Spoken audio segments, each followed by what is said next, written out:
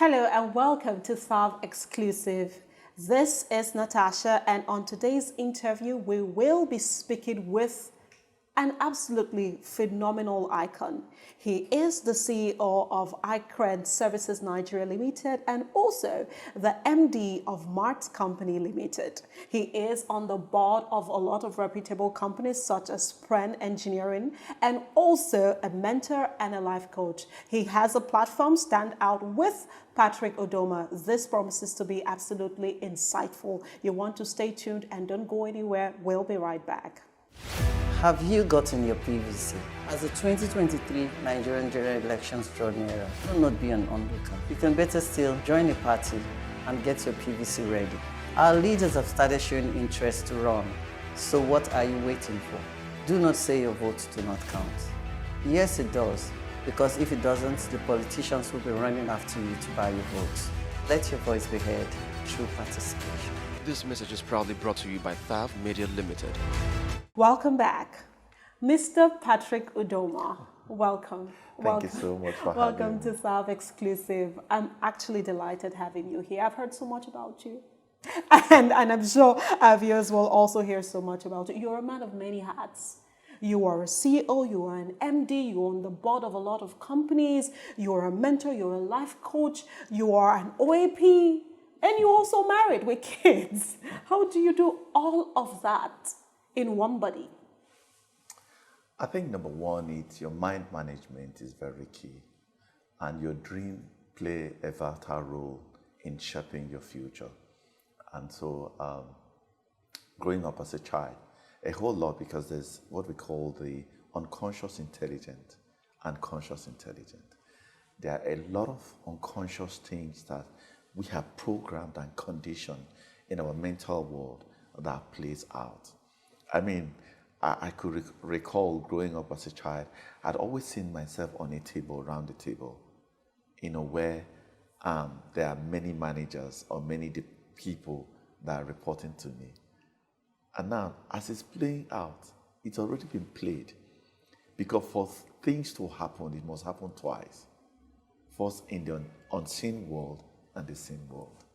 So now, tapping it into the realm of your mental, there are things I will see here, you will never see it. The opportunity that I can see here, all right, I'm already seeing opportunity. You may not be able to see it, but because it has already been played before.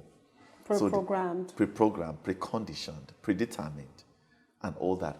That is the problem with most of us. We're not trained to have our inner being, the conversation of our inner being, the structure of our inner being, the beauty of our inner being, that divine beauty that we enjoy is what exactly will affect our external world. Yeah, absolutely well spoken. So, actually, from your story is quite an interesting one.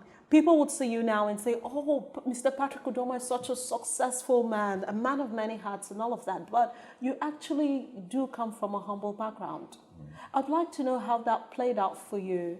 Because a lot of the time we think that is, that sets us at a disadvantage. But how were you able to come through that and onto being who you are today?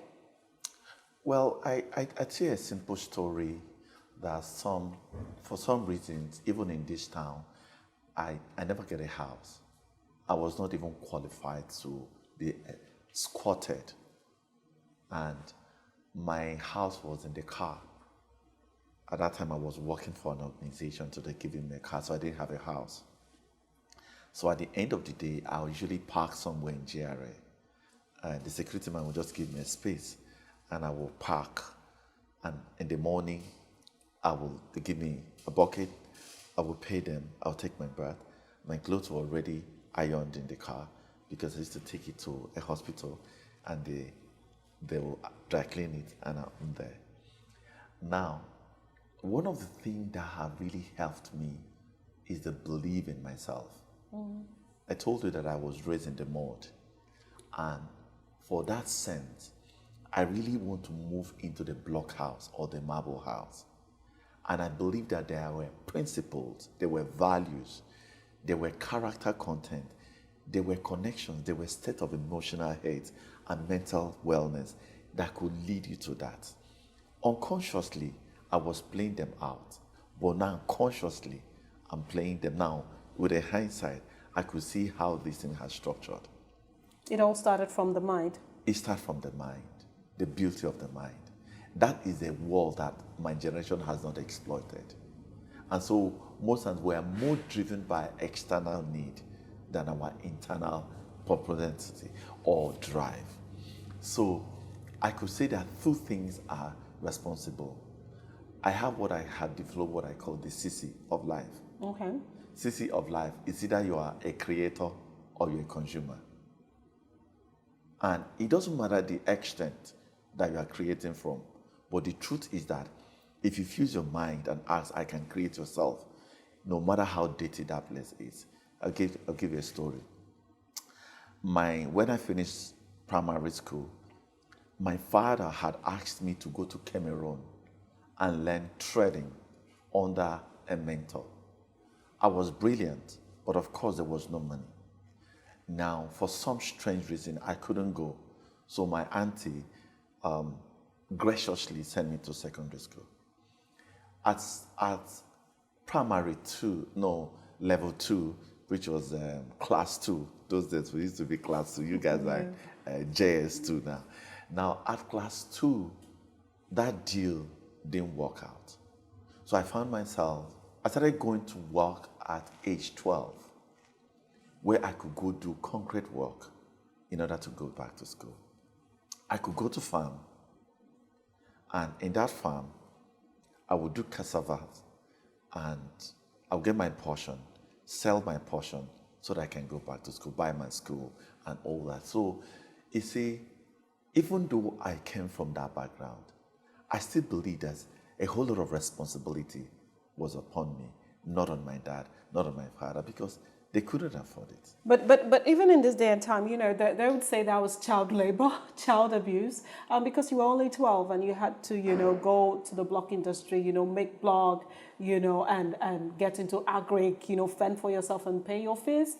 In this day and time, they would say that was child labor. Your parents were supposed to do the needful, to cover you, but then you had to do. What would you say about that? Right here, this day and time, we see kids going about selling when they're meant to be in school. They're selling on the street, and their parents obviously cannot afford it. And people are saying this is child labor. Children are not meant to be doing such hard work at such tender age.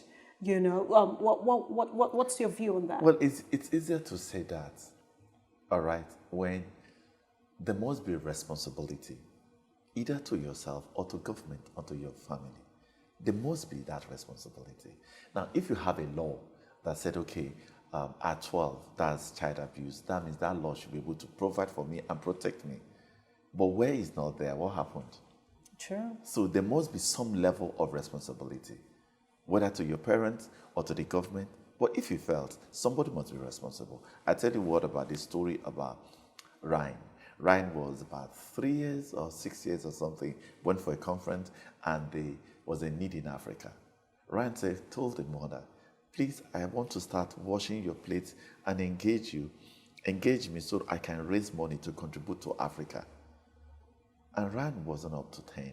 So Ryan will gather his colleagues within their estate. So they were picking up. That is where it started from. It wasn't work, labor, but it was a developmental scheme to labor. You call it developmental scheme to labor. That's a new one. I'd look more into that. Okay, so you are a mentor. Yeah. You're a life coach, and you own the program Stand Out with Patrick Uduma. Actually, for me, I think I have been inspired with one of the videos that I watched online, but we'll get right into that after the short break. We'll be right back. Hey there! Are you looking to record your videos, do your voiceovers, and take your professional pictures? Look no further. With our state-of-the-art newsroom, photography, kitchen for our food content creators, and exclusive children's studio, we certainly can deliver the best studio experience. Our carefully designed studio space can bring your diverse creative content ideas to life. We aim to consistently serve value to our customers far and wide. Come, let Thav Media give life to your dreams. Thav Media, a slice of infotainment.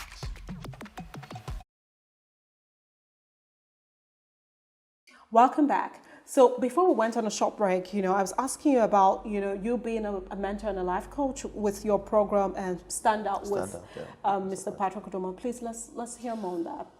Well, I have failed in what people call fail. There's really no failure, or there's no bad or good, even though the way we are structured. What happened that every experience schooled you into betterment and then healed you. And when it healed you, you are able to evolve. And when you evolve and grow, the next thing is to co-create, using your experiences to create in others so that they could also see an example to copy, because that has a way of influencing our mind. If you know that somebody has gone there, then you are contributing. So some days in my office, I heard this voice. I call it my inner voice. Now, most people don't train to understand that inner voice is the inner warrior. So I've heard that voice all my life. He said, okay, hey, why don't you stand out to mentor people? I gave 1 million excuses why I don't want to do that. But he said, you have everything.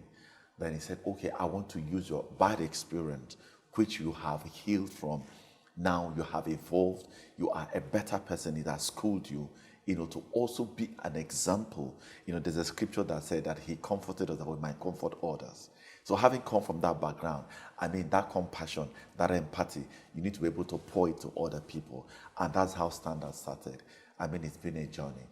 Okay, initially, you, at some point in our interview, you mentioned values playing a primary role in your success journey. I would like you to expatiate on that. What values did you inculcate to bring you to where you are right now? And that we can also get inspired by and inculcate in our own being, so that we also can aspire, to where you are much more. Your control center in life is not external, it's internal. And you need to have principles. Life is governed by rules. If you're not progressing, you're contradicting rules. And people think more of entitlement. Entitlement makes you a slave. Creation gives you the liberty and freedom for your expression. And it all starts from your core values. My grandmother was one of the richest women in my village. She did not buy, she did not trade, but she traded with her value system, which was her essence. Your prosperity, your increase, your relationship is rooted in your value. And that's exactly what brings you into what we call the value reference. So there was a man that was ill. Everybody abandoned him. And my mother, my grandmother, will boil water, will take food, just go and be a comfort to. She was kind, super kind. As time progresses, do you know this man was such a very elevated personality? Brought his influence into the village, divided the entire village into two, and gave my grandmother the largest portion of that land. Until today, we own that land. So you're saying value can be anything? It can be you just being kind, you just being there for people. That's what it is. That can be translated into valuable currency, and tangible that's exactly currency? what has brought me down here. And I have 8 of them. Number 1 is goodness. Somebody told me that I'm like a pastor. Yes. Why? It's a consciousness of good. You come in here, everything is good. Everybody's good. So you're unafraid, because what you're transmitting is not external. It's coming from your heart, which is a command center. Goodness. So I was talking to a company, and I didn't know that my core values were at my back, because it was an e-meeting. And this company were in Dubai, and I was talking about my values and all that, how we're going to represent them, and the attribute we have, the futures we have, unknowing to me that my core values was at my back, because if you come to my office, it's there, and my staircase is there. My children knows my core values. Everybody around me can recite it, because it is my trading commodity. It is my value exchange. It's my deposit. It is what I give from. Goodness. Talk about kindness. Talk about respect. I respect people's opinion. I respect their preferences. I don't force them. I rather empower it in order to get notice about it. Hardworking. Man, you talked about hardworking, I run this acknowledgement. I have branches outside the state. I mean, like, it's over there. It's mental work. It's emotional so life. could you say, sir, that because a lot of time, when we speak with mentors and life coaches, they would hit mostly on hard work, as a core value that cannot be overlooked, or overemphasized on, and that will be pivotal in your success journey. But we still see a lot of hardworking people that are not quite successful, so to speak. We see a lot of people that go to their 9-to-5s, get their salaries, or even work much more than the generic person who is termed to be highly influential and successful, but yet is not amounting to much. So would you say that there's a misconstrued way of thinking about this term hard work? I like the word thinking. Okay. Thinking is life, like I told you. Life operates in laws and principles and values. So a lot of people can be here and work hard. They are bitter inside. Maybe the country is making them bitter. A lot of people can be working here and hate their boss. True. How you cannot produce significant thing from a substructure that's already eroded. That's a conflict. Life works with principles. I give instance, okay? There were 3 guys that were giving 3 gifts. One was giving 1. And his mind was polluted like in Nigeria. These people, they are bad people, there's no hope and all that. He never get to do anything. But he was working. He was coming to work, making sure everything was good. Then the second one was give 3. He said, hey, I live in my value. I find expression. That's who I am. I've determined what success means. Success doesn't mean how much money I have. Success means to find my freedom. Success means my awareness. Success means my balanced life. And he went on to work. The other guy had 5 as well too. What played out is principles, value, and laws. Exceptional. I love how you use the parable of the talents. How the one with the one basically saw his master's wicked, because that was his explanation. You're a wicked man. You're shrewd. And that's why. And that contradicts the law. If you're not faithful in that, quit another man. There's a progression. If I don't like you, right, and I like your money, there's a conflict. Well, but we know that that's actually a thing here in Nigeria. I mean, there are a lot of employers that are quite, so to speak, toxic, or almost borderline sitting on the growth of their employees, and when these employees get beaten and all of that, and they're just basically working for the money, we can't really blame them much. But I would just leave that for another time. But one thing that stands out about you actually got the award, recognized by the Guardian newspaper as one of the 100 most innovative CEOs 2020. That is something that really piqued my mind when I saw it.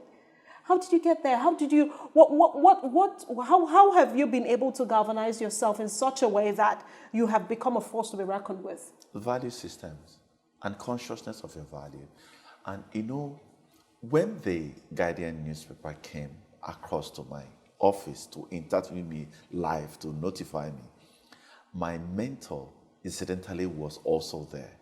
And he went on to find out whether I bought it or whether in any way I influenced it.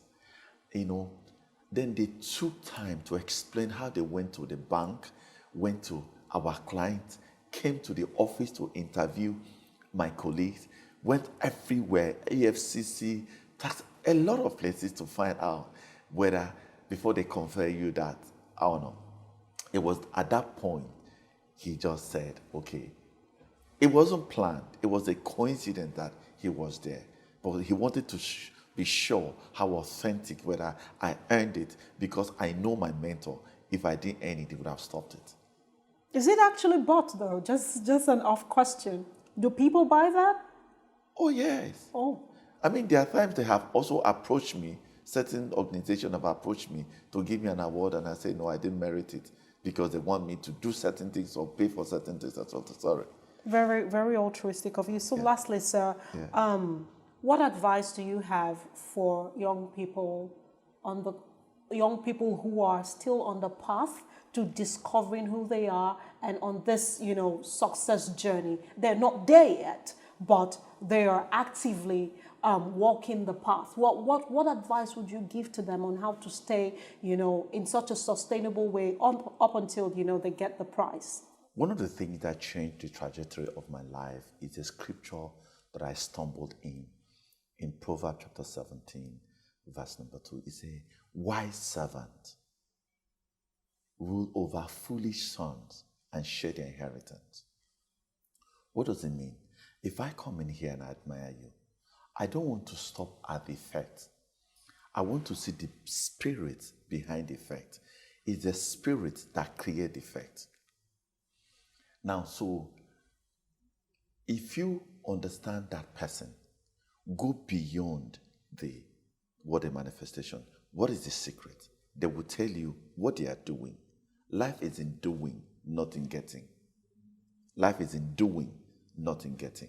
It's not what is done to you that matters. It's what you are doing and saying to yourself.